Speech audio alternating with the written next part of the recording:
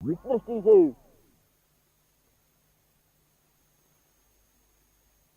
इसके प्राप्ति के लिए अभ्यास किया जाता है। इसलिए तस्यैवाहम का अभ्यास होता है। तस्यैवाहम कहा जाता है। भगवान शंकराचार्य ने ये अभ्यास किया है। इसलिए उन्होंने जो श्लोक में कहा, जो कि श्लोक है विष्णुपदी सत्य विभेदापगमे नाथ तवाहम नमाम कीनस्त्वम सामुद्रो हि तरंगः क्वचन समुद्रो न तारंगः अभिनयमपनय विष्णु दमय मनः शमय विषय मृग तृष्णाम भूत दयाम विस्तारय तारय संसार सागरतः न दिव्य दिव्य ध्वनि मकरंदे भय परिमल परिभोग सच्चिदानंदे श्रीपथ पदार बिंदे भव भय खेदच्छेदे बंदे इत्यादि रूप से भगवान की वंदना है। श्रीमन नारायण विष्णु भगवान की अंत में कहते कहते सत्य भेदापगमे नाथ तवाहम नमाम कीनस्त्वम, हे नाथ हम आपके। ये दिव्य अद्वैतवाद हमारे अद्वैतवाद सिद्धांत के अनुसार भेद तो नहीं है हम में आप में, तो भी नाथ आप हमारे हैं। ये दोनों कैसे बनेगा? कहने लगे जैसे तरंग समुद्र का होता है तो तरंग का समुद्र का कोई भेद थोड़ो ना। तरंग के भीतर बाहर मध्य में जले जल तो है। समुद्र को अलग कर दो तो तरंग क्या रहेगा? इसलिए जैसे तरंग समुद्र से पृथक होकर ठहरता नहीं, ऐसे जीव भी आपसे पृथक होकर ठहरता नहीं। इसलिए सत्य विभेदापग में तो भी व्यवहार यही है, समुद्र का तरंग होता है। कोई ये नहीं कहता ये तरंग का समुद्र है, तरंग का समुद्र है, ये कोई व्यवहार नहीं करता। दुनिया में सब व्यवहार यही करते हैं, समुद्र का तरंग है। जैसे नाथ हम सब तरंग हैं, जीव हैं, सब आपके हैं। इसलिए आप ही हम सबके अधिष्ठान हैं, हम सबके स्वामी हैं, हम सबके मालिक हैं, हम सबके प्रभु हैं। इसलिए नाथ तवाहम, नाथ हम आपके हैं। और जो संबंध है वो तो ऐसे ही संबंध है। एक तरंग का दूसरे तरंग के साथ संबंध कौन संबंध होता है? बहिरंग संबंध, संयोग संबंध। एक तरंग दूसरे तरंग के साथ आज भिड़ा, कल टूट गया, परसों अलग हो गया। क्षण क्षण में तरंग एक दूसरे तरंग के साथ मिलता रहता है और क्या नाम है, बिछुड़ता रहता है। ऐसे जीव दूसरे जीव से मिलता रहता है, बिछुड़ता रहता है। हजारों जीवों से संबंध हुआ, हजारों जीवों से बिछोह हुआ। जन्म जन्मांतरों, जुग जुगांतरों, कल्प कल्पांतरों की कल्पना करें तो कितना संयोग हुआ, कितना वियोग हुआ, कितने बंधु बांधव, कितनी पति पत्नी, कितने पुत्र पौत्र प्रपौत्र, कितने सुहृद मित्र, न जाने कितने संबंध हुए और कितने संबंध बिछुड़े। वही जैसे तरंगों का, तरंग जो पानी के तरंग हैं, समुद्र के तरंग हैं, आपस में हजारों बार हजारों तरंग आपस में मिलते हैं, जुलते हैं, बिछुड़ते रहते हैं। ऐसे संसार का संबंध है, इसका कुछ ठिकाना नहीं। लेकिन किसी हालत में भी तरंग जल से नहीं वियुक्त होता, तरंगों से तरंग वियुक्त होता रहता है। एक लहर से दूसरी लहर जो बिछुड़ती रहती है, लेकिन कभी भी वो लहर, वो तरंग जल से नहीं बिछुड़ता, जल से कभी नहीं बिछुड़ता, सदा उसके साथ संबंधित रहता है। इस तरह से जीवात्मा सर्वेश्वर सर्वशक्तिमान परात्पर परब्रह्म प्रभु से कभी नहीं बिछुड़ता, प्रभु से उसका असाधारण संबंध बना रहता है। यही वास्तविक संबंध है, ऊंचा संबंध है। इसलिए नाथ तवाहम, ये ऊंची बात। इसी भावना की जहाँ परिपक्वता होती है, दृढ़ता हो जाती है, तहाँ फिर भगवान को अपना मानने लगता है। ममैवासौ, भगवान मेरा है, भगवान मेरा है। तो दुनिया भगवान को खिलाएगी, दुनिया भगवान को भोग लगाएगी, पर हमको संतोष नहीं जब तक हमारे भगवान का हम भोग न लगाएं, हमारे भगवान को हम स्नान न कराएं, हमारे भगवान को हम पानी न पिलाएं, हमारे भगवान का हम श्रृंगार न करें, हमारे भगवान का हम भूषण बसन अलंकारों द्वारा उनका अर्चन पूजन बंधन न करें, तब तक हमें संतोष नहीं। ये ममता की बात, ये ममता की बात। दुनिया भोग लगाता है, पर कर्माबाई को कहाँ संतोष था? कर्माबाई को तो अपनी खिचड़ी बिना नहाए धोए तत्काल शीघ्र उठ करके खिचड़ी बना करके अपने गोपाल भगवान श्याम सुंदर को भोग लगा देना, नहीं तो भूखे रह जाएंगे, कौन खिलाएगा, क्या होगा, इत्यादि इत्यादि। तो इस तरह से ये एक ममता की बात है। ममैवासौ, भगवान हमारा है, भगवान हमारा है। भगवान में जो ममत्व की बुद्धि करना, अपनी असाधारण बुद्धि करना, स्वजन भगवान में स्वजन बुद्धि करना, ये बड़ी ऊंची दृष्टि फिर आगे चल करके कोई भावना बनती बनती जहाँ प्रेम का कोई उद्रेक होता है, वो अकथनीय हालत है, वो व्यावहारिक हालत नहीं है, वो व्यावहारिक हालत नहीं है। कोई एक अजीब अवस्था आती है जिसमें देह गेह का विस्मरण हो जाता है, संसार का विस्मरण हो जाता है, पृथकता विस्मृत हो जाती है। उसी हालत में राधा रानी कह उठी हैं, कृष्णो हम पश्यत गतिम। देखो सखी, मैं कृष्ण हूं ना, कृष्णो हम, मैं कृष्ण हूं।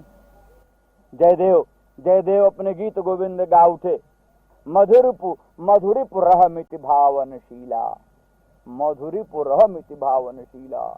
एकांत में बैठी बैठी राधा रानी वृषभानुनंदिनी रासेश्वरी कृष्ण का चिंतन करती करती भूल गई अपने को, भूल गई संसार को। मधुरिपु रह मिति, मैं ही मधुरिपु हूँ। मधुरिपु का चिंतन करते करते मधुरिपु बन गई, मधुरिपु रूप बन गई, मधुरिपु रूप बन गई।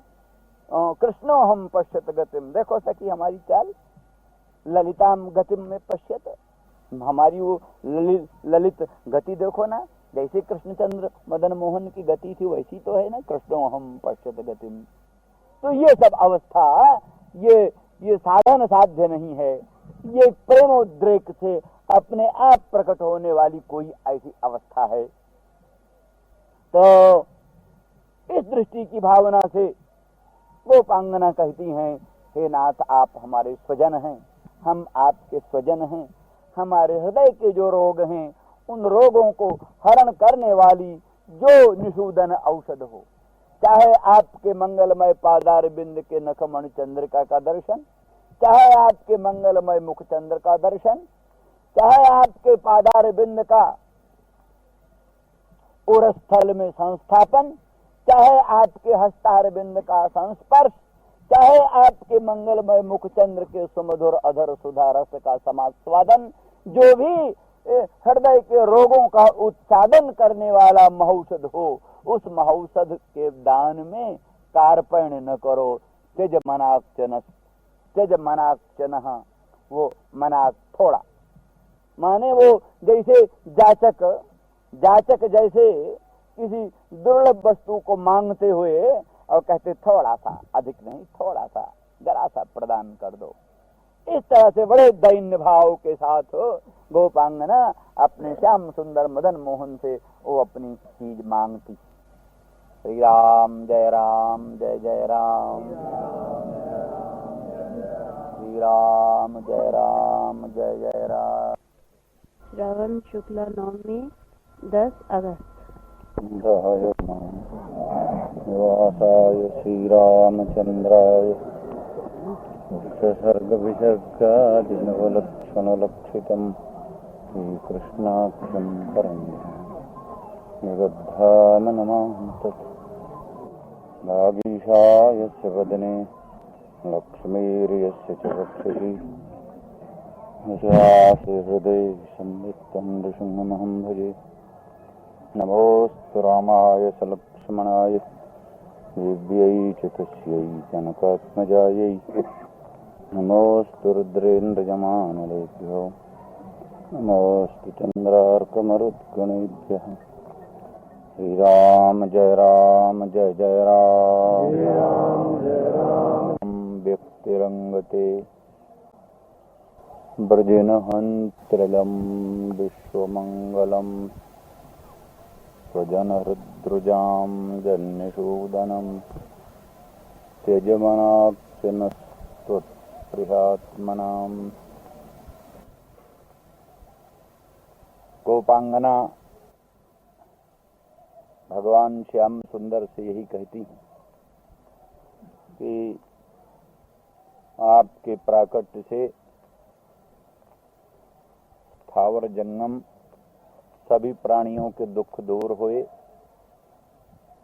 और विश्व का मंगल हुआ। तो हम गोपांगनाओं का भी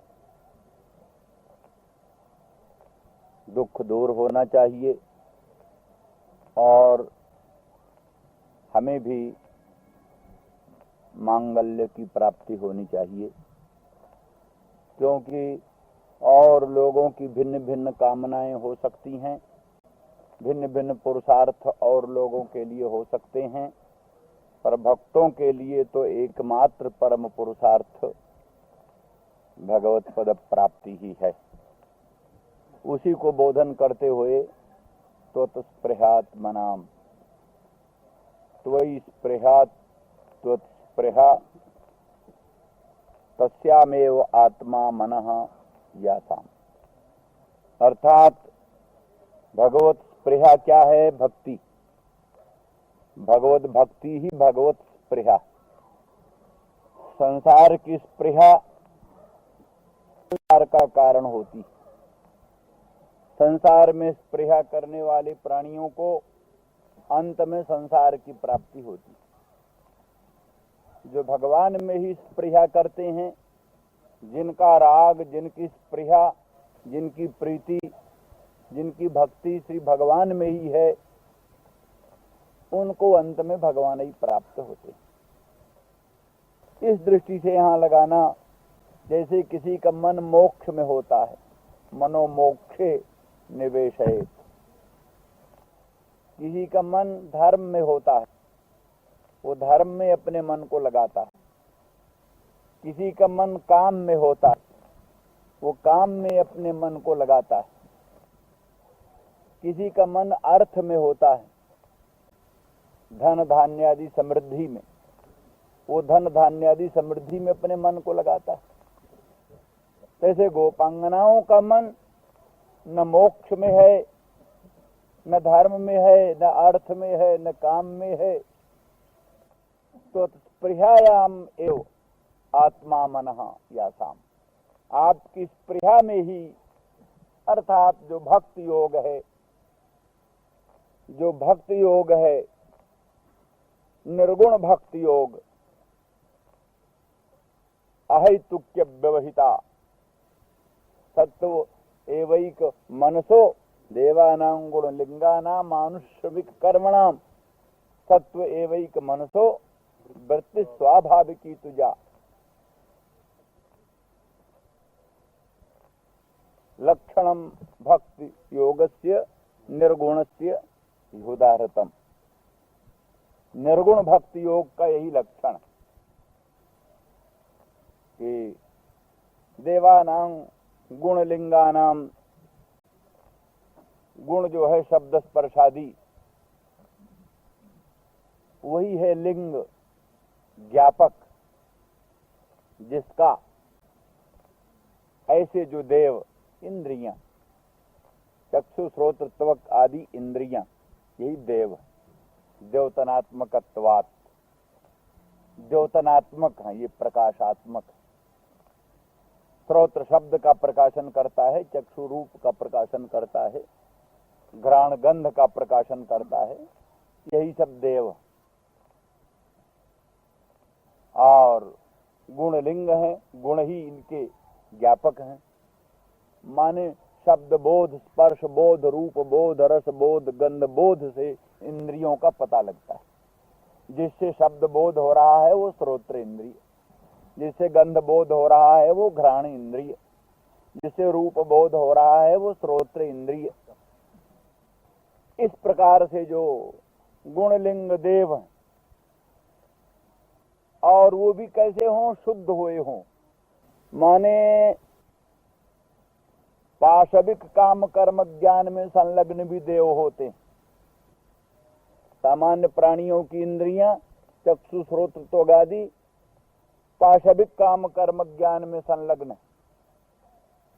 लेकिन जो आनुश्रविक कर्मणाम, आनुश्रविकाणी कर्माणि ये शाम, माने आनुश्रविक कर्म, वेदोक्त कर्मों में जो लगे हुए, ऐसे देव जो वेदोक्त कर्म में लगे, ऐसे श्रोत्रादि इंद्रियां जो वैदिक कर्म कलाप में लगी हुई, माने वर्णाश्रमानुसारी श्रौत स्मार्त धर्म कर्म में लगे हुए जो देव,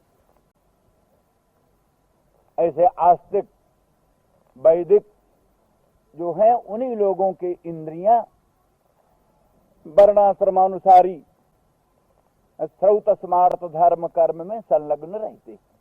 वो आनुश्रविक कर्म वाले जो देव हैं, गुणलिंग देव, उनकी जो सत्व एवैकमन हो, सत्व माने सत्वोपाधौ विष्णु, सत्वोपाधिक जो विष्णु है, विष्णु में जो उनकी जो एक निष्ठा, एक प्रवृत्ति, माने जिन लोगों ने अपने श्रोत्रत्वक चक्षुरादि संपूर्ण बाघादि इंद्रियों को लौकिक साध साधनात्मक प्रपंच से हटाकर वैदिक तत्धर्म कर्म के अनुष्ठान में संलग्न कर दिया, ऐसे लोगों के जो आनुश्रविक कर्म वाले देव हैं, गुणलिंग देव हैं, उन देवों की जो विष्णु में जो वृत्ति, विष्णु में जो प्रवृत्ति, वही भक्ति। माने श्रोत्र विष्णु के मंगलमय परम पवित्र चरित्र श्रवण में लगा रहे, रसना विष्णु के मंगलमय परम पवित्र चरित्र के वर्णन में संलग्न रहे। इसी प्रकार से हस्तादि विष्णु के अर्चा पूजा सपर्जा में निरंतर लगे रहे। पादादि विष्णु के धाम में, विष्णु के मंदिर में, विष्णु के तत्त तीर्थों में गमन अभिगमन आदिकों में संलग्न रहें। इस तरह से जो आनुसर्विक कर्म वाले गुणलिंग देव हैं, उनकी जो विष्णु में जो स्वाभाविक की प्रवृत्ति है, वही निर्गुण भक्ति योग का लक्ष्य। तो इस दृष्टि से निष्कर्ष निकलता है कि जो भिन्न भिन्न अभिप्राय से भिन्न भिन्न कर्मों में लगे हैं, उनके लिए भिन्न भिन्न फल हो सकते हैं। अभी जिनका सबसे मन व्यावृत्त हो चुका है, हट चुका है, कुछ नहीं चाहिए, केवल मात्र भगवान में जो अभिरुचि, प्रीति, अनुरक्ति, भगवत भक्ति, उसी में जिनका मन है, बस और कुछ नहीं चाहिए। जिसको कहते हैं धर्म न अर्थ न काम रुचि, गति न चहो निर्वाण, जन्म जन्म रत राम पद, यह वरदान न आन। धर्म नहीं चाहिए, अर्थ नहीं चाहिए, काम नहीं चाहिए, निर्वाण गति भी नहीं चाहिए, जन्म जन्म रत राम पद, जन्म जन्म भगवान के मंगलमय पादार बिंद में प्रीति। जितने विशेष विचार करने पर वो निर्वाण आदि भी भगवत स्वरूप ही ठहरता है, भगवत स्वरूप से व्यतिरिक्त वस्तु नहीं ठहरती। ये अनेक बार विश्लेषण हो चुका है, क्योंकि वेदांत सिद्धांत में भी मोह निवृत्ति उसी को कहते हैं। निवृत्तरात्मा मोहस्य ज्ञातत्वेनोपलक्षितः। अंततो गत्वा मोह निवृत्ति या अविद्या निवृत्ति यही वेदांत का फल है। वो मोह निवृत्ति या अविद्या निवृत्ति है क्या? सती है कि असती है कि सदसती है कि सदसद विलक्षण है? चार पक्ष उठते हैं।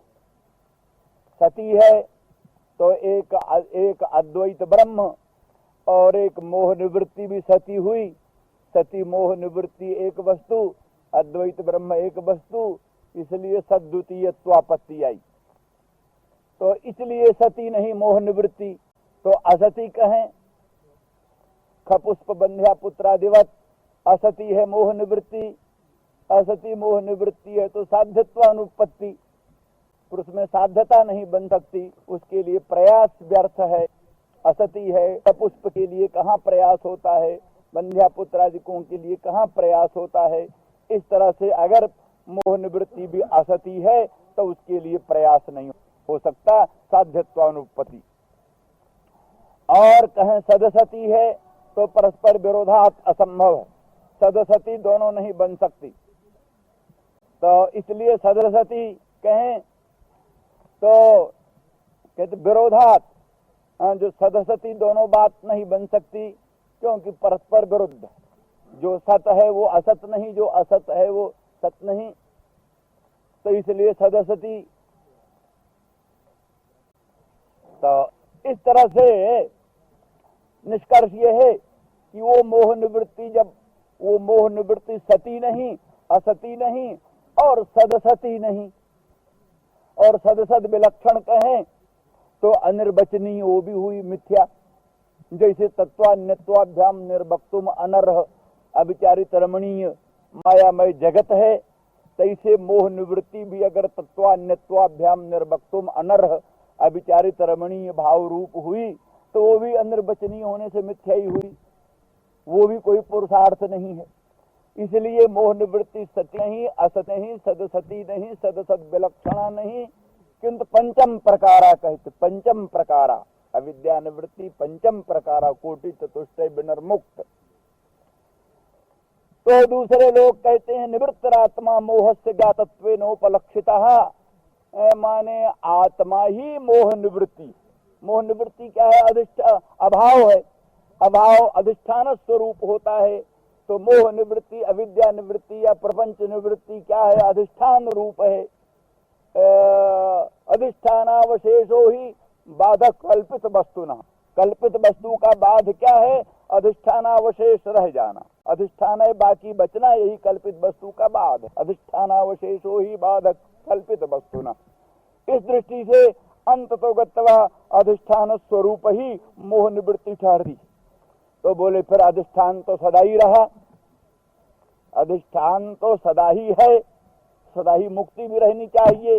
फिर उसके लिए भी साधनायास व्यर्थ है। साधन चतुष्टय संपादन करना, श्रवण करना, मनन करना, निधिध्यासन करना इत्यादि प्रयास सब व्यर्थ है, क्योंकि अधिष्ठान का अभाव तो कभी नहीं है, अधिष्ठान तो सदा ही रहा। तो अगर अधिष्ठान स्वरूप ही मोह निवृत्ति है तो उसके लिए भी प्रयास व्यर्थ है। तो बोले नहीं, ज्ञात अधिष्ठान भेद यह है कि अभी तक अधिष्ठान तो था लेकिन अज्ञात अधिष्ठान था। तो अज्ञात अधिष्ठान मोह निवृत्ति नहीं है, ज्ञात अधिष्ठान मोह निवृत्ति। तो ज्ञात अधिष्ठान तो अब तक नहीं था, इसलिए ज्ञात अधिष्ठान मोह की निवृत्ति है, ऐसा कहने से ये दोष हट जाए। लेकिन कहते ठीक है, लेकिन ज्ञातता क्या है? महावाक्य जन वृत्ति ज्ञान है, तद विषयता ज्ञातता है। तो महावाक्य जन वृत्ति अनित्य है, इसलिए तन्निरूपित ज्ञातता भी अनित्य होगी। तो इसलिए अगर ज्ञात आत्मा मोह निवृत्ति है तो अनित्य हुई मोह निवृत्ति। तो ऐसी स्थिति में आपका मोक्ष भी, मोह निवृत्ति भी अनित्य होगी। उसके लिए कौन प्रयास करेगा? तो बोले वो ज्ञातता विशेषण नहीं है, वो ज्ञातता विशेषण नहीं है, ज्ञातता उपलक्षण। जैसे काकोपलक्षितम देवदत्त से ग्रहम पश्य, तो काक उपलक्षण है, काक वहां सदा रहना आवश्यक नहीं है। जैसे ज्ञातता सदा रहनी आवश्यक नहीं है, ज्ञातता उपलक्षित अधिष्ठान। लेकिन इसका परिणाम ये होगा कि कम से कम ज्ञान उत्पन्न होना चाहिए। ज्ञान उत्पन्न होने से कभी ज्ञातता बन जानी चाहिए। ज्ञातता बन जाने के बाद फिर ज्ञातता भले बनी रहे चाहे न बनी रहे, लेकिन ज्ञातता उपलक्षित अधिष्ठान जो है वो अर्थात निरावरण अधिष्ठान ही मोक्ष। तो क्या हुआ? मतलब मोक्ष क्या है? निरावरण ब्रह्म रूप। निरावरण ब्रह्म से भिन्न होकर अगर मोक्ष है तो वेदांती उस मोक्ष को बिल्कुल नहीं चाहेगा। वेदांती उसी मोक्ष को चाहता है जो निराकरण ब्रह्म स्वरूप, जो निरावरण ब्रह्म स्वरूप ही है। नहीं तो फिर मोक्ष हो जाएगा, एक ब्रह्म हो जाएगा, वैसी सद्वितीयत्वापत्ति होगी। तो इसलिए अद्वैतवादी का मोक्ष कैसे बन सकेगा वो? इसलिए निरावरण ब्रह्म स्वरूप ही मोक्ष है। इसलिए भगवत पद प्राप्ति या तद विष्णु परमम पदम या मोक्ष या निर्वाण, ये दोनों अलग अलग चीज नहीं है, पृथक पृथक चीज नहीं है। जहाँ कहीं मोक्ष को मिथ्या स्वरूप कहा है, वहाँ इस दृष्टि से कि वही मोह रूपी जो प्रतियोगी है, मोह रूपी जो प्रतियोगी है वो प्रतियोगी अनित्य है। इसलिए प्रतियोगी प्रयुक्त जो निवृत्ति है वो भी अनित्य है। इसलिए अज्ञान संज्ञौ भवबंध मोक्षौ द्वौ नाम नान्यौ स्तरितज्ञ भावात अजस्र चिंत्यात्मन केवले परे विचार्यमाणे तरणा विवाहनी। भागवत का शब्द है। कहते जैसे तरणी में, सूर्य नारायण में दिन और रात नहीं होती। दिन रात की कल्पना सूर्य नारायण के सन्निधान से दूसरे लोग करते हैं।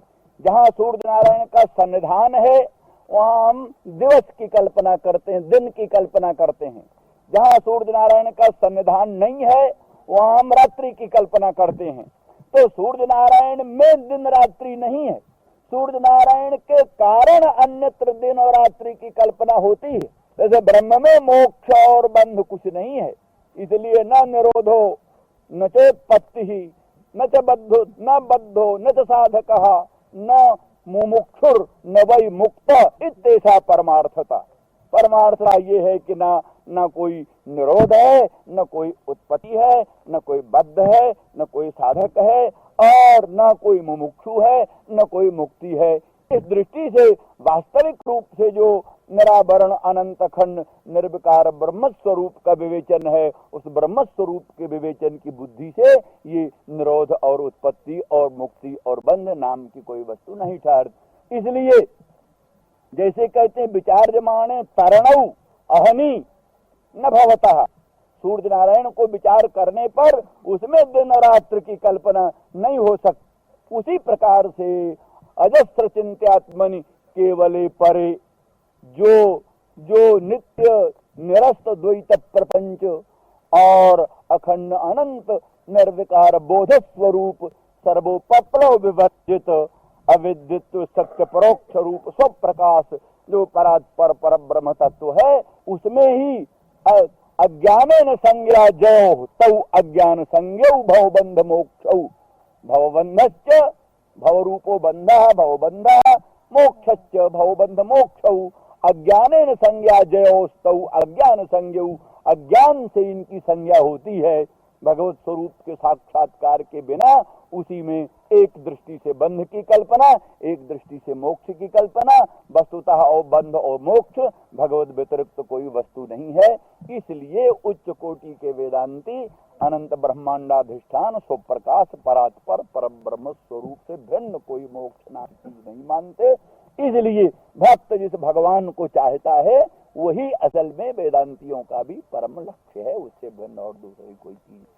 तो इस दृष्टि से अंततो गत्वा गोपांगना कहती त्वत्स्पृहात्मनाम त्वत्स्पृहायाम माने भगवद अनुराग लक्षणायाम प्रीतौ आत्मा अंतःकरणम मनः यासाम तासाम त्वत्स्पृहात्मनाम, अर्थात गोपांगना जनों का मन, श्री ब्रजसी मंतिनी जनों का मन संसार से सर्वथा उपरत हो करके विभिन्न प्रकार के पुरुषार्थों से व्यावृत्त हो करके उनका मन केवल आपकी स्पृहा में ही संलग्न है।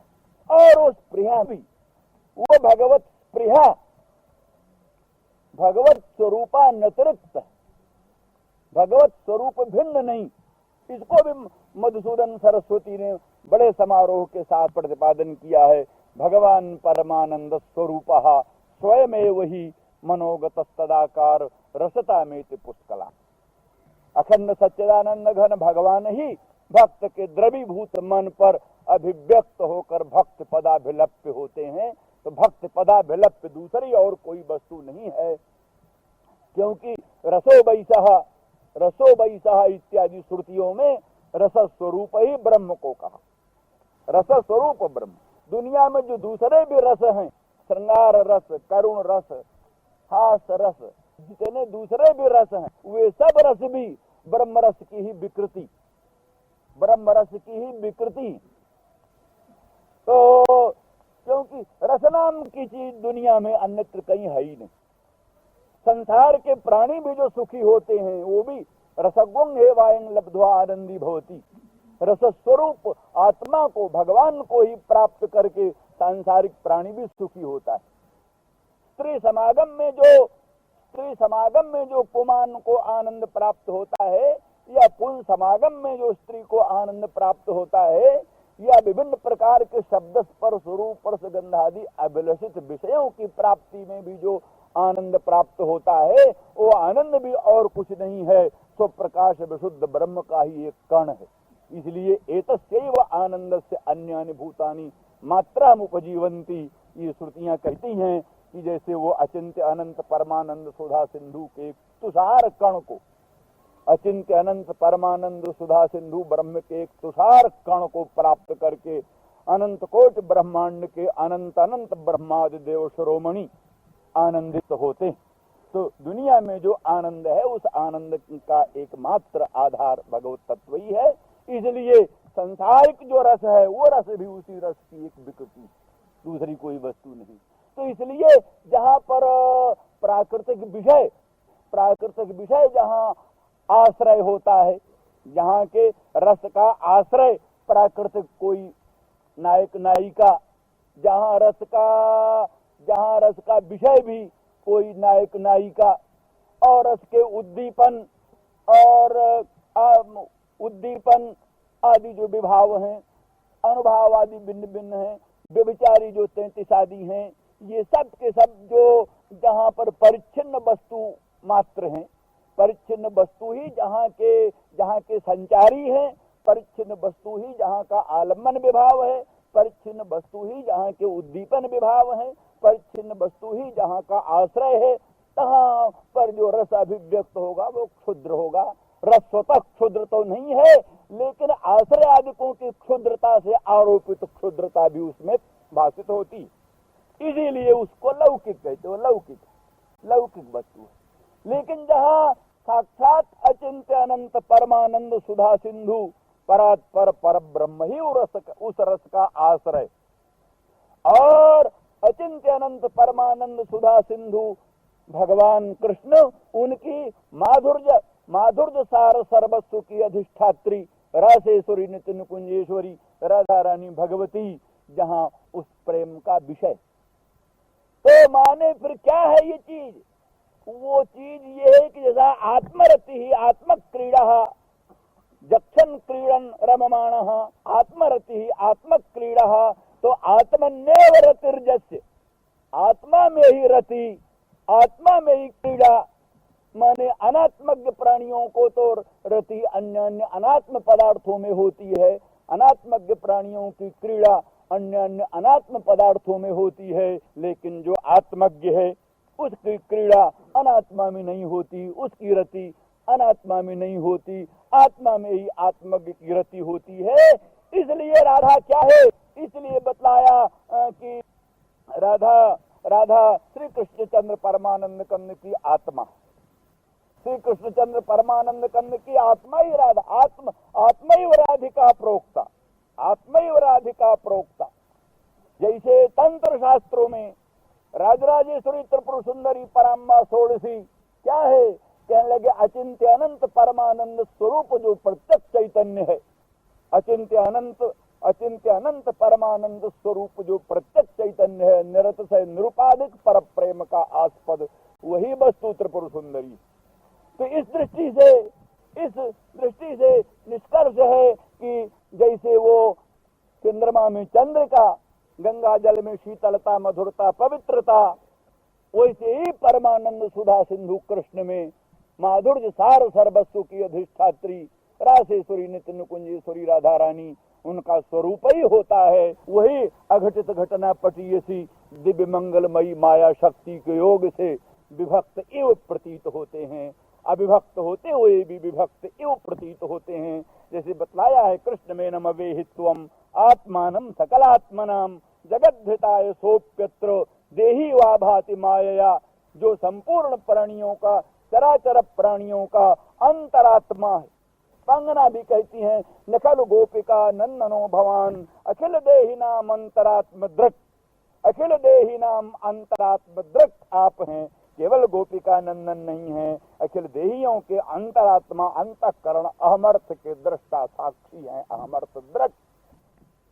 तो इस दृष्टि से वो जो साक्षात स्वप्रकाश परम तत्व है, वही देही वा भाति माया, अपनी अघटित घटना पटीयसी मंगलमयी लीला शक्ति के योग से वही देही वो आभाति देही के तुल्य प्रतीत होता है।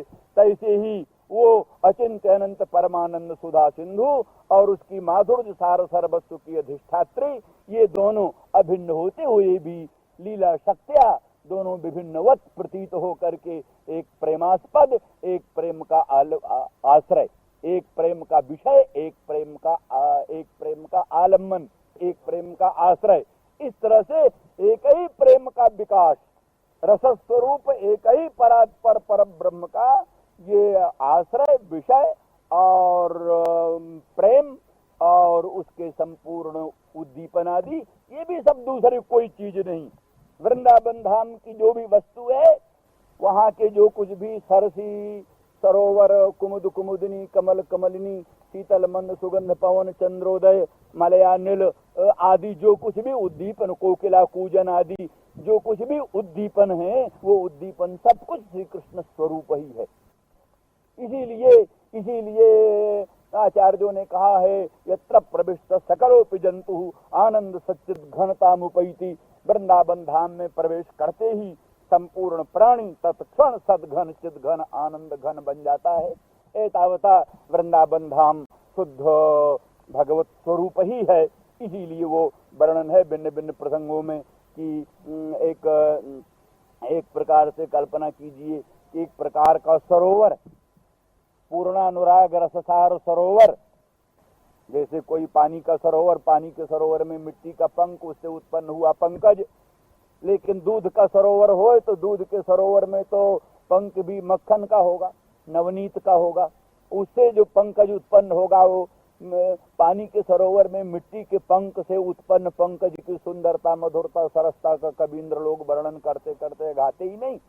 जो दूध के सरोवर में मक्खन के पंख से उत्पन्न पंकज होए तो उसकी सुंदरता, मधुरता, सरसता तो अवर्णनीय ही होगी सर्वथा। फिर यहाँ पूर्णानुराग रससार सरोवर, पूर्णानुराग रससार सरोवर है और उसके सार सर्वस्व पंख से उत्पन्न पंकज, वही पंकज वृंदावन धाम है।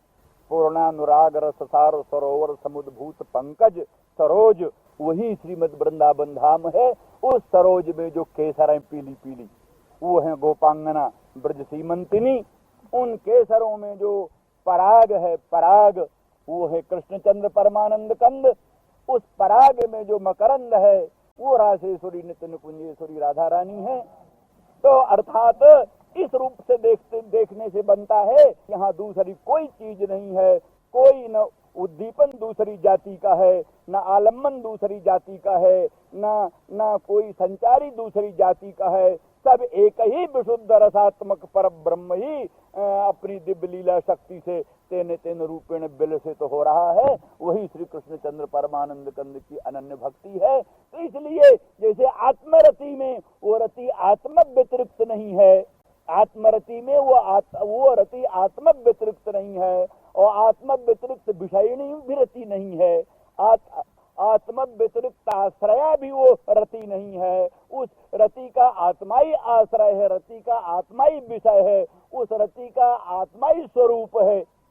इसी प्रकार से श्री कृष्णचंद्र और श्री रासेश्वरी नित्य निकुंजेश्वरी राधा रानी और उनकी रति, ये सब परस्पर एक ही वस्तु है, भिन्न नहीं है। तो एवं भूता जो त्वत्स्पृहा, तो स्पृहा त्वत्स्पृहा, त्वत्स्वरूपा, त्वद्भिन्ना, त्वद विषया, पदाश्रया, त्वद भिन्ना, पदाश्रया, त्वद विषया, आप ही आपका ही स्वरूप है। उस स्पृहा मधुसूदन सरस्वती के अनुसार आपका ही स्वरूप है और आप ही उसके आश्रय हैं और आप ही उसके विषय हैं। इस प्रकार की जो स्पृहा है, तो स्पृहा, तो स्पृहायामेव आत्मा मनः यासाम तासाम तत्स्पृहात्मनाम। अर्थात हम लोगों की कि मन में और संसार की दूसरी कोई वस्तु नहीं है और इसलिए और लोगों का ब्रजन हनन दूसरे ढंग का हो सकता है और लोगों का मांगल्यापादन दूसरे ढंग का हो सकता है। इसलिए ब्रज बनऊ कसाम व्यक्तिरंगते ब्रजन हंत्रलम विश्व मंगलम। लेकिन हमारे लिए अभी ये विश्व मंगल जो आपकी अभिव्यक्ति है, विश्व मंगलमयी जो आपकी अभिव्यक्ति है, आपका प्राकट्य है, ब्रजनहंत्री जो आपकी अभिव्यक्ति है, आपका प्राकट्य है, वो हमारे लिए अभी ब्रजन हनन का काम नहीं कर सकी, हमारे लिए वो भी मांगल्यापादन का काम नहीं कर सकी। इसलिए हमारे लिए भी वो आपकी जो ब्रजनहंत्री अभिव्यक्ति, जो आपकी विश्व मंगला अभिव्यक्ति, वो जैसे दूसरे लोगों का ब्रजन हनन कर सकी, जैसे दूसरे लोगों का अमंगल निवारण करके मांगल्य संपादन कर सकी, उसी प्रकार से हमारे लिए भी वो संपादन करे। वो क्या है? बस वही स्वजन हृद्रजांजन्यशूदनम जमनाक्तनस्तत्। तो इसलिए जो जो वो स्वजनों के हृदय रोग का, आपके जो स्वजन है, स्वजन है आपके असाधारण स्वरूप भूत। इसीलिए ये वर्णन है कि गोपांगना पदार्थात्मिका, ताह उनका संबोधन, ताह भगवान पिता रात्रि, ताह का अर्थ तदात्मिका, पदार्थात्मिका, तत्वमसी में जो तत्पदार्थ, तत्वमसी में जो तत्पदार्थ, तद्रूपा, तदात्मिका, भगवत स्वरूपा, भगवत स्वरूपा ही है वो। भगवान की ही लीला विशेष के विकास के लिए भगवत स्वरूप का ही तेन तेन रूपेण प्रादुर्भाव हुआ, या भगवत शक्ति स्वरूपा, भगवत शक्ति स्वरूपा, या भगवत शक्ति स्वरूपा राजेश्वरी नित्य नुकुंजेश्वरी राधा रानी की अंश स्वरूपा। इस प्रकार की जो साक्षात भगवत अभिन्न भगवत स्वरूप भूता हैं, वो भगवान की स्वजन है, भगवान की स्वजन है, अपने असाधारण जन है, अंतरंग भगवत भक्त हैं। उनके हृदय का जो रोग है, उनके हृदय का जो रोग है, क्या रोग है उनके हृदय का? उनके हृदय का यही रोग है कि एक क्षण के विप्रयोग में उनको क्षणं जुग शतमेव गोपी नाम परमानंद आसीद गोविंद दर्शने क्षणं जुग शतमेव जासांजेन बिना भवति रोग। यही रोग है, क्षणं जुग शतमेव जासांजेन बिना भवति। एक क्षण 100 युग के तुल्य प्रतीत होने लगता है। कृष्ण के बिना गोपांगनाओं को एक क्षण 100 युग के तुल्य प्रतीत, 100 चतुर्युगी एक क्षण 100 चतुर्युगी के तुल्य बीतने लगता है। कृष्ण के वियोग में यही रोग है उनका। इस रोग का जो निषूदन हो, इस रोग की जो इलाज आपके पास हो, भवरोग वैद्य आप है ना, आप ही का दूसरा नाम वैद्यनाथ है, भगवान ही तो वैद्यनाथ है ना, सब वैद्यों के नाथ। और वैद्य तो स्थूल रोग की ही चिकित्सा करते, स्थूल रोग की चिकित्सा कर दिए, स्थूल देह की चिकित्सा कर दी।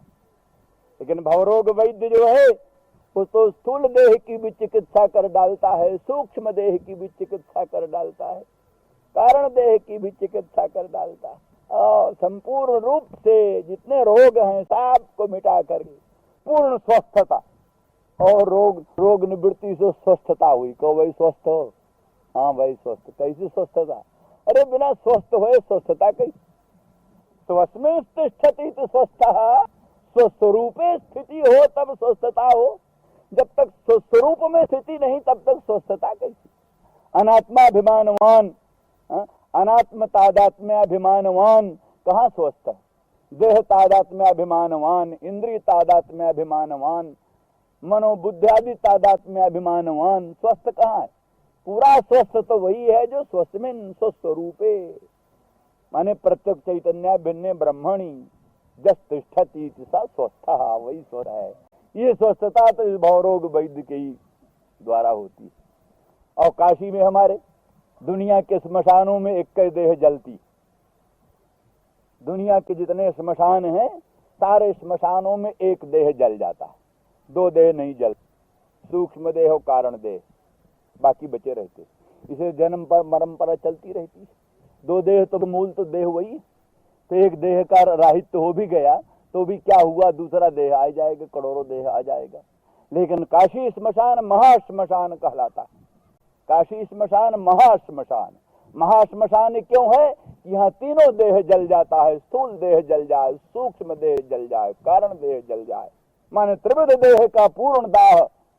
इसीलिए जो गति अगम महामुनि गाँव तव पुर कीट पतंग पावहीं। गोस्वामी तुलसीदास जी कहते हैं इस गति को जोगेंद्र मुनिंद्र अमलात्मा परमहंस, जिस गति को आगम गति कहते हैं, आपके पुर में कीट पतंग को भी वही गति मिलती है। कीट पतंग का भी देहांत होता है तो तीनों देह उसके जल जाते हैं, स्थूल देह, सूक्ष्म देह, कारण देह। इसलिए देहत्रय बंधन से विनिर्मुक्त, पंचकोश रूप बंधन से विनिर्मुक्त होकर के पूर्ण रूप में स्वस्थ हो जाता है। यही यहाँ की मुक्ति का रहस्य। तो इस दृष्टि से गोपांगना भगवान की उच्च कोटि की अंतरंगा और परम अंतरंग भक्त, परम रूप से भगवत तत्व विज्ञान संपन्न भगवत स्वरूपा, और वो इस प्रकार से कहते हैं त्वत् स्पृहा में ही जिनकी आत्मा मन, जिनका अंतःकरण संलग्न है, उनके लिए ब्रजन हनन का दूसरा कोई मार्ग नहीं, उनके लिए अमंगल निवारण मांगल्यापादन का दूसरा कोई मार्ग नहीं। यही मार्ग है कि उनको आपका संयोग प्राप्त हो, आपका दर्शन प्राप्त हो, आपका पूर्ण आत्मतादात्म्य प्राप्त हो, और वो उनका जो विप्रयोग जन तीव्र ताप है वो सदा सर्वदा के लिए निवृत्त हो। यही उनकी स्पृहा। श्री राम जय राम, जय जय राम। श्रावण शुक्ल 10वीं 11 अगस्त। श्री राम जय राम, जय जय राम।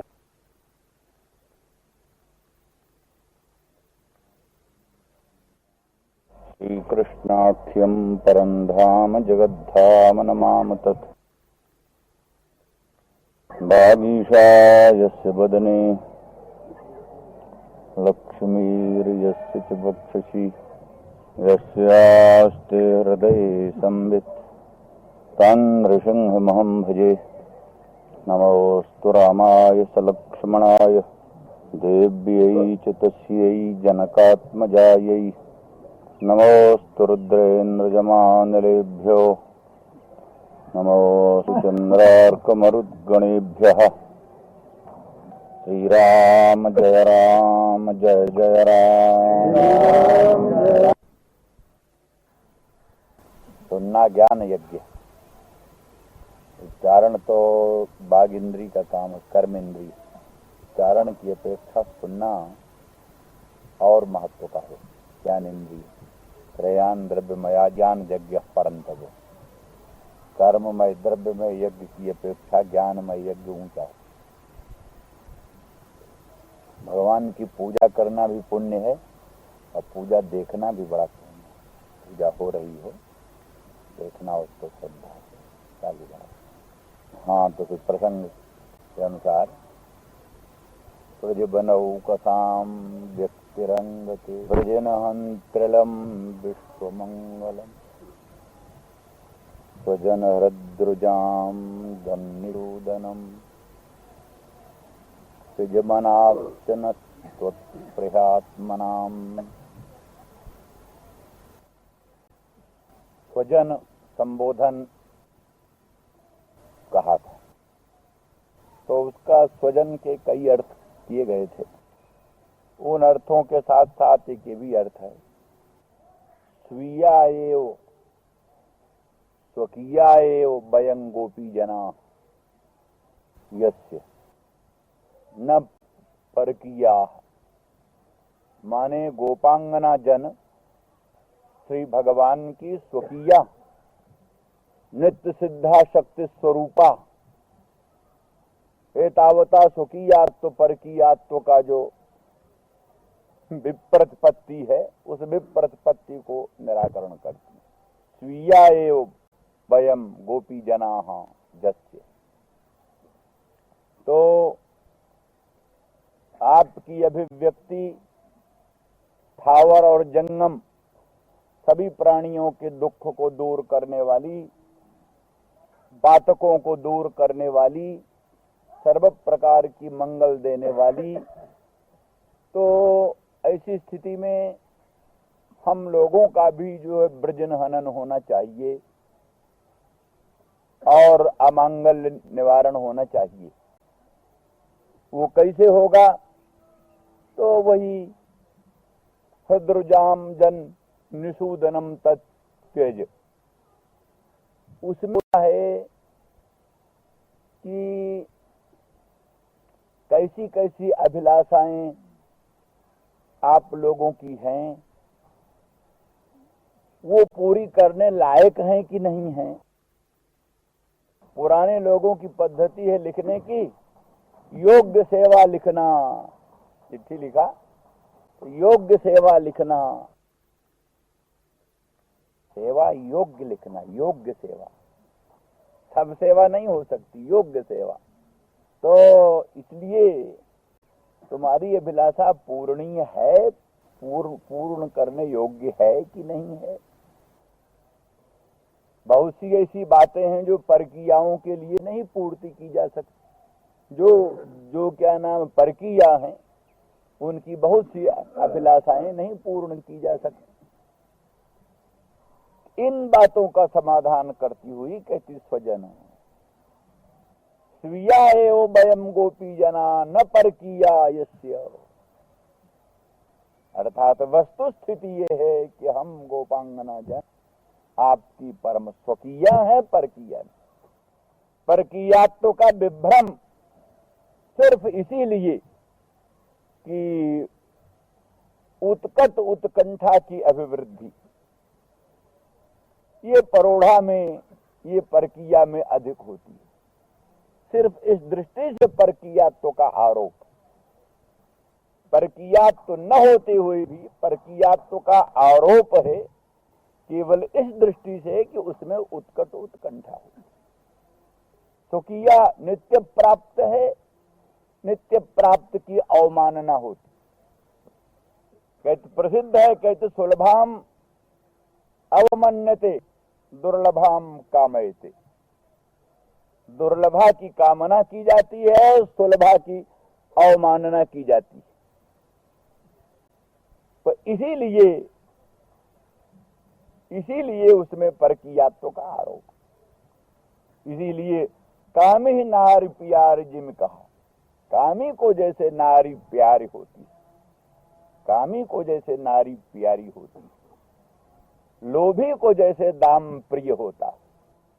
जैसे दाम सबको प्रिय होता होगा, तो लोभी को जितना प्रिय होता है उतना दूसरे को नहीं प्रिय होता। ऐसे नारी हर एक को प्रिय होती होगी, परंतु कामी को जितनी नारी प्रिय होती है उतनी दूसरे को नहीं प्रिय होती। तो यहाँ तो उत्कट उत्कंठा भगवान में होनी चाहिए। जैसे अत्यंत लोभी को धन में अत्यंत राग होता है, जैसे अत्यंत कामी को अपनी कामिनी में, प्रेयसी में अनन्य अनुराग होता है, उस प्रकार की प्रीति भगवान में वांछित है। उस दृष्टि से परकीयात्व का आरोप, परंतु आरोप मात्र है। वस्तुतः स्वीया स्वकीया एव वयम न परकीया यस्य असौ स्वजना। इसलिए कोई भी ऐसी अभिलाषा नहीं जो पूरे तुम अशक्य हो। इसलिए सदरुजान जन्य सूदनम तत्ज, ये संगत। बल्कि इतना ही क्यों, वास्तविक बात तो लौकिक स्वकीया परकीया में भी वो नहीं संगत होती। लौकिक परकीया, लौकिक स्वकीया सब, क्योंकि सब में जहां द्वैत है, जहां भेद है, तहां अनेक प्रकार के संकोच किसी न किसी क्षण उपस्थित होते हैं। परंतु अत्यंत भेद में गिरार्थ जल बीच जिम कहियत भिन्न भिन्न, बंदहु सीताराम पद जिनहि परम प्रिय खिन्न। जहां जल और बीची का जो संबंध है, जल और तरंग का जो संबंध है, चंद्रमा और चांदनी का जो संबंध है, सूर्य और उसकी कांति प्रभा का जो संबंध है, वही संबंध जहां भगवान का और गोपांगना का है, तहां तो स्वकीया परकीया सबसे ऊंची बात। लौकिक दृष्टि की स्वकीया में भी इतना अंतरंग संबंध कहां। इसी प्रकार से आनंद सुधा सिंधु के बीच में जो मिठास है, मधुरिमा है, आनंद सुधा सिंधु के भीतर जो माधुर्य सार सर्वस्व है, तो माधुर्य सार सर्वस्व और आनंद सुधा सिंधु, इसका संबंध अभेद्य संबंध है, अभेद्य संबंध है। ऐसा संबंध भगवान का गोपांगनाओं के साथ है। तो ऐसी स्थिति में जहां अत्यंत अभेद है, वहां पर कौन सी ऐसी हमारी अभिलाषा है जिसको आप पूर्ण नहीं कर सकते। इसलिए ये प्रश्न नहीं उठता कि हमारी अभिलाषा पूरयितुम शक्य है या अशक्य है, पूरयितुम योग्य है कि अयोग्य है, ये प्रश्न नहीं उठ सकता। इसका समाधान इससे हुआ। अतएव स्वजनः स्वः आत्मा एव भवान, ये भी कहा। इसीलिए आप हमारी आत्मा ही हैं, दूसरा नहीं है। लोक में पति से भी कुछ भेद होता है, पुत्र से भी कुछ भेद होता है, लोक में भिन्न भिन्न वस्तुओं से जितने सगे संबंधी संसार के हैं सबसे ही कुछ न कुछ भेद होता है, परंतु आत्मा से कहाँ भेद? स्वप्रकाश पूर्णतम पुरुषोत्तम प्रभु से, परमात्मा से कहाँ भेद है? इसलिए आप तो सकल प्राणियों के अंतरात्मा हैं, सर्वसाक्षी हैं, दृष्टा हैं, इसलिए हमारी आत्मा ही हैं आप। तो सखी आत्मा ही है तो फिर कैसा वियोग? फिर काहे बिलबिला रही हो, फिर काहे रो रही हो? आत्मा ही है तो फिर क्या बात? तो कहा ये आपकी अघटित घटना पटीयसी माया, ये आपकी अघटित घटना पटीयसी माया है कि नित्य सिद्ध आत्मा का भी विप्रयोग अनुभव सिद्ध। इसीलिए भगवान सर्वांतरात्मा सबके हृदय में है, तो भी उनके बिना संसार में लोग जीव दुखी। व्यापक ब्रह्म विरज अविनाशी, सतचेतन घन आनंद राशि, अस प्रभु हृदय अछत अभिकारी, फिर ही जीव जग दीन दुखारी। तो स्वामी जी कहते हैं जो व्यापक ब्रह्म है, विरज अविनाशी ब्रह्म है, सबके हृदय में है। सूकर कूकर कीट पतंग पशु पक्षी देवता दानव मानव सबके हृदय में है व्यापक ब्रह्म विरज अविनाशी, सतचेतन घन आनंद राशि। फिर ही जीव जग दीन दुखारी, फिर भी जीव उसी आनंद सिंधु के बिना भटकता हुआ, आनंद कण की भिक्षा मांगता हुआ संसार में भटक रहा। ये आनंद मिल जाए, ये आनंद मिल जाए, ये आनंद मिल जाए। आनंद सुधा सिंधु तुम्हारे हृदय में है तो किस आनंद की भीख मांग रहे हो? लेकिन वो घटित घटना पटीयसी मंगलमयी माया का चमत्कार है। उस माया के चमत्कार से स्वस्वरूप भूत सुधा सिंधु हृदय में रहता हुआ भी उसके बिना, उसको बिना जाने प्राणी संसार में अनेक प्रकार की अभिलाषाओं को लिए हुए नाच रहा। तो वहां अविद्या का मोह है, वहां तो अविद्या का मोह है, पर यहाँ भगवान की मोहिनी शक्ति का मोह, वो जबरदस्ती है, ये स्वेच्छा पूर्वक स्वीकृत है। यही भेद। वहां तो जीव को जो मोह होता है वो तो मायामय मोह होता है। वो मायामय मोह अनिच्छया, जीव नहीं चाहता तो भी वो मायामय मोह फैला हुआ है। उसी मायामय मोह के कारण प्राणी निज आत्म स्वरूप को भूल करके अनेकानर्थ परिप्लुत भवाटवी में भटकता है। लेकिन यहाँ तो स्वेच्छया एक मोहिनी शक्ति भगवान की है। जैसे कोई लोग तो मूर्छा से बेहोश होते हैं,